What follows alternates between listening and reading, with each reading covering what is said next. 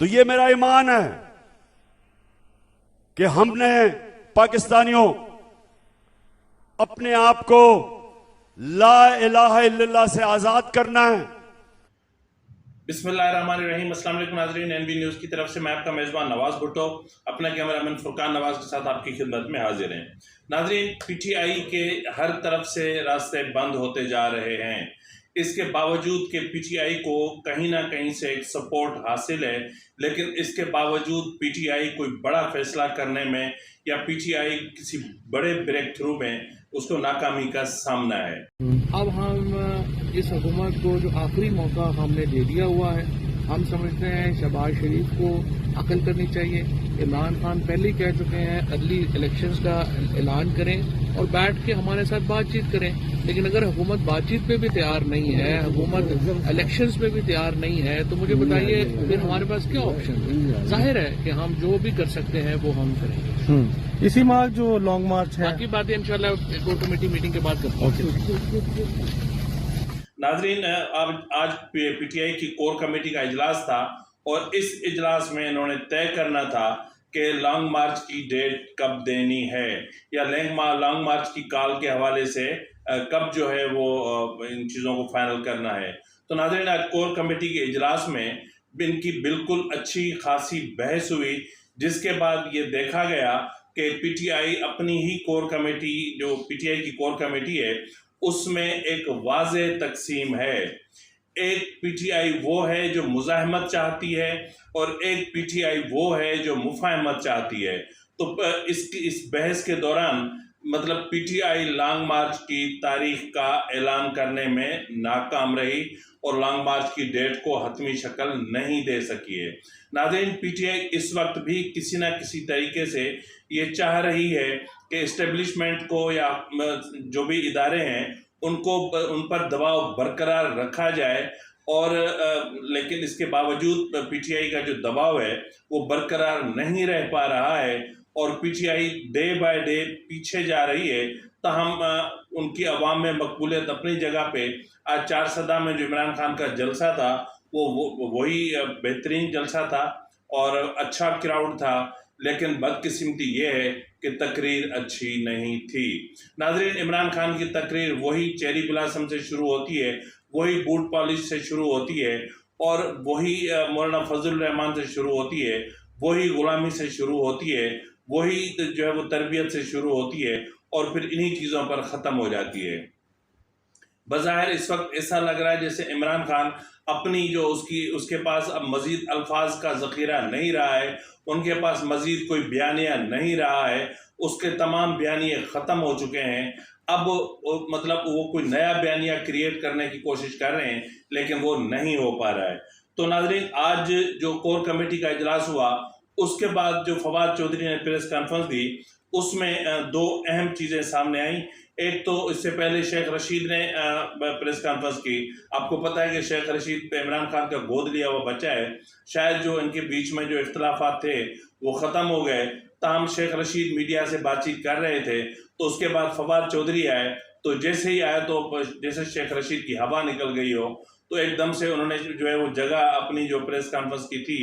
وہ فواد چودھری کے حوالے کی اور خود وہیں سے کھسک لیے۔ تو بہرحال شیخ رشید نے پریس کانفرنس میں کہا کہ 15 اکتوبر سے پہلے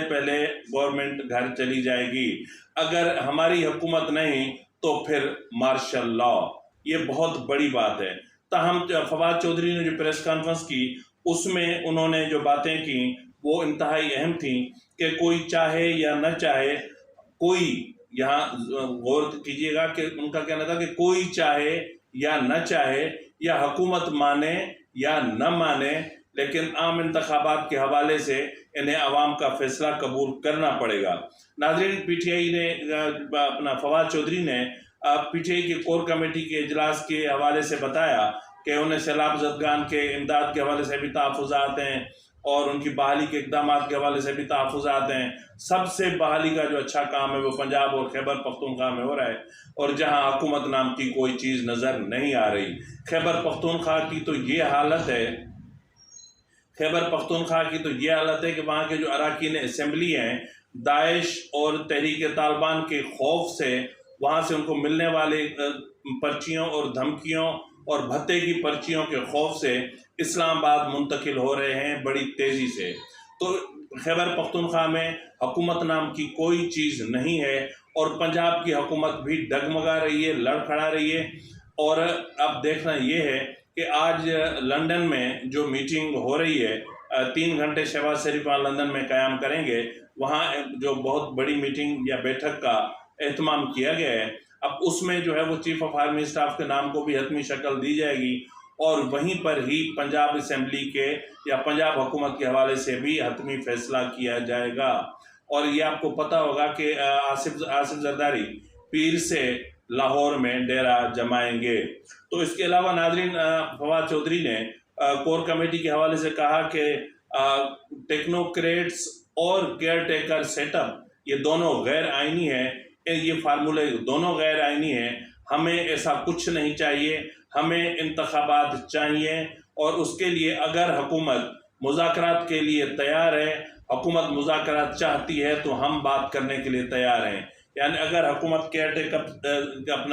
اگر حکومت انتخابات کے لیے تیار ہے تو پھر ہم کسی کیئر ٹیکر سیٹ اپ کی طرف جا سکتے ہیں، یعنی ایک نگران حکومت پر اتفاق رائے پیدا کیا جا سکتا ہے۔ اگر حکومت انتخابات کی طرف نہیں چاہتی، بات چیت نہیں چاہتی، تو پھر ہمارے پاس مزاحمت اور لانگ مارچ کے علاوہ اور کوئی راستہ نہیں بچتا۔ ناظرین، فواد چودھری نے ایک واضح دھمکی دیتے ہوئے کہا کہ اب پاکستان میں یا تو حقیقی جمہوریت بحال ہوگی یا پھر پاکستان نارتھ کوریا اور برما بن جائے گا۔ ناظرین، آپ کو یاد ہوگا کہ پہلے جو پی ٹی آئی ہے وہ پاکستان کو جو معاشی حالات کو اور معاشی جو اس وقت صورتحال ہے اس کو دیکھتے ہوئے، مطلب پاکستان کو ڈیفالٹ کی کوشش کر رہے ہیں اور پاکستان بدترین معاشی حالات پیدا کرنے کی کوشش کر رہے ہیں۔ تو اس لیے کبھی وہ پاکستان کو 3 ٹکڑوں میں توڑتے ہیں، تو کبھی پاکستان پر ایٹم بم گرانے کی بات کرتے ہیں، اور آج پاکستان کو انہوں نے برما اور نارتھ کوریا بنانے کی بات کی ہے۔ تو یہ دھمکی، یہ تھریٹ، یہ سب کچھ یہی ظاہر کرتا ہے کہ پی ٹی آئی اس وقت دھمکیوں اور ان چیزوں پہ آ رہی ہے، اور پی ٹی آئی ہر صورت میں چاہتی ہے کہ کسی بھی قیمت پر lieutenant general Asim Mansoor chief of army staff تعینات نہ ہو، کیونکہ اگر chief of army staff general Asim Mansoor تعینات ہوتے ہیں، کیونکہ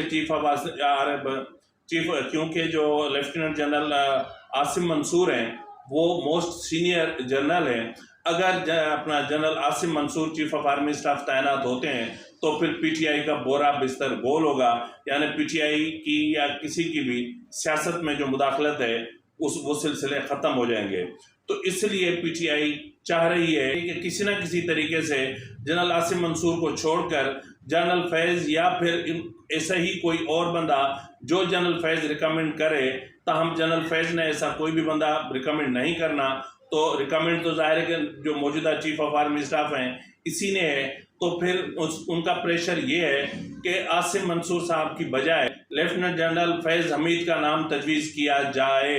تو ناظرین، پی ٹی آئی کے اندر جنرل عاصم منصور کو لے کر ایک خوف پایا جاتا ہے، اور پی ٹی آئی اس لیے بھی آج لانگ مارچ کا فیصلہ نہیں کر پائی، کیونکہ پی ٹی آئی دیکھ رہی ہے کہ آئندہ ہفتے پنجاب حکومت ان کے ہاتھوں سے جا رہی ہے، اور پیر یا منگل کو ممکنہ طور پر جو ہے وہ تحریک عدم اعتماد جمع کی کروائی جا سکتی ہے، کیونکہ جیسے ہی لندن میں فیصلہ حتمی ہوگا اور آصف زرداری جیسے ہی جو ہے وہ چودھری شجاعت سے بات چیت کریں گے، اور جیسے ہی کاف لیگ کے بندے